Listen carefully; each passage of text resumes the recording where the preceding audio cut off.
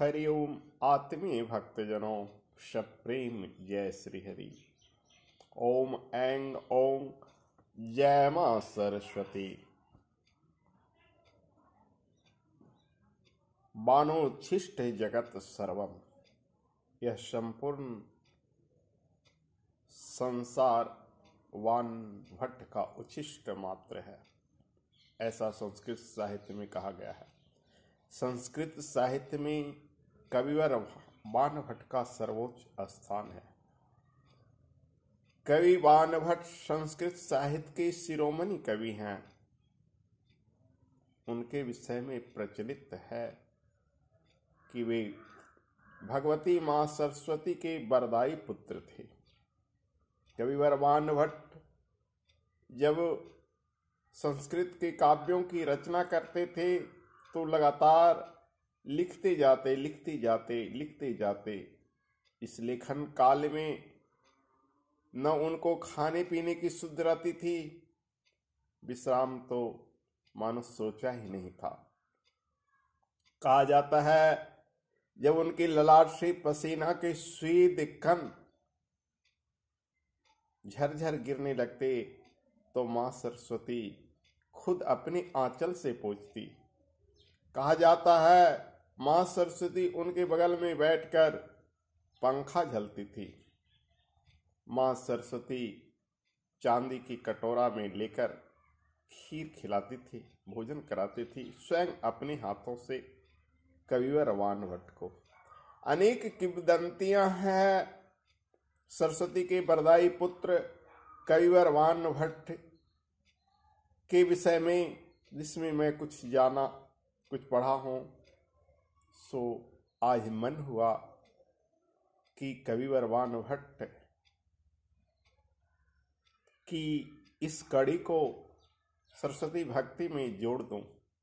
मां सरस्वती की भक्ति का कुछ वीडियो मैं इधर इस सप्ताह से दे रहा हूं और आशा करता हूं इस वीडियो को देखकर सरस्वती भक्त से विलुप्त सरस्वती पुत्र पुनः सरस्वती की भक्ति अर्चना उपासना करेंगे। कल मैंने बनाया वत्स गोत्र की कुल देवी है सरस्वती। तो एक कविवर बाणभट्ट वत्स गोत्र उत्पन्न ब्राह्मण थे। इनका जन्म वत्स गोत्र में ही उत्पन्न हुआ था। चाहे किसी भी जाति में हो, जिसका गोत्र वत्स है उसे तो मां सरस्वती की आराधना अवश्य करनी चाहिए। और सिर्फ उसे ही नहीं, संपूर्ण विद्यार्थी को, संपूर्ण विद्या बुद्धि वैभव चाहने वाले को, सिर्फ विद्या ही नहीं बुद्धि विवेक की भी देवी है सरस्वती। और विद्या बुद्धि से बढ़कर संसार में और कुछ भी है ही नहीं। इसलिए तो कविवर तुलसीदास ने भी अपने रामचरितमानस में लिखा है, जहां सुमति तह संपत्ति नाना, जहां कुमति तह विपत्ति निधाना। जिसके मानस में कुमति छा गई विपत्ति का घर हो गया, जिसके मानस में सुमति छा गई संपत्ति का खजाना उसे प्राप्त हो गया। इसलिए मनुष्य आज सरस्वती उपासना से विमुख होते जा रहा है। साल में एक बार जब बसंत पंचमी आती है तो लोगों का भीड़ उमड़ पड़ता है, लगता है सभी के सभी सरस्वती पुत्र हो गए। फिर तो सरस्वती माँ का नाम किसी का जीवा पर आता ही नहीं, जबकि हर लोग को सरस्वती की उपासना नित्य करनी चाहिए। जहां तक बन सके सरस्वती एक ऐसी देवी हैं जिनकी उपासना अर्चना जप करने से मनुष्य हर सिद्धि को प्राप्त कर सकता है। आज वरदान और अभिशाप किसी का क्यों नहीं लगता? क्योंकि लोग सरस्वती उपासना से विमुक्त हो जा रहे हैं। जो सरस्वती का सच्चा उपासक होगा आज भी उसकी बातें 100% सही होगी। वो किसी को वरदान भी दे सकता है, किसी को अभिशाप भी दे सकता है। आपने सुना होगा कि बड़े बड़े राजा चतुरंगिनी सेना वाले उस ऋषि से डरते थे जिसके ऋषि के पास एक वस्त्र होता था।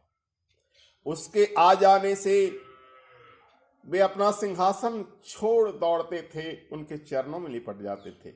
यह सरस्वती की कृपा थी कि वो जिसे भी जो कह देते थे वो हो जाता था। अगर अपमान समझते तो तुरंत अभिशाप देते, प्रसन्न हो जाते तो तुरंत वरदान देते। एक कृपा जिह्वा पर सरस्वती के निवास करने से ही होता है। इसलिए सरस्वती की उपासना, सरस्वती की अर्चना, सरस्वती की साधना हर किसी को करनी चाहिए। और मुझे जो कुछ भी मिला है माँ सरस्वती की कृपा है कि इस दिव्यांग शरीर में भी जो सम्मान जो मिला है भगवती सरस्वती की कृपा है। बाल काल से इनके चरणों में थोड़ा सा प्रेम लगा, माँ ने निहाल कर दिया। तो जय माँ सरस्वती। हरिओम ओम।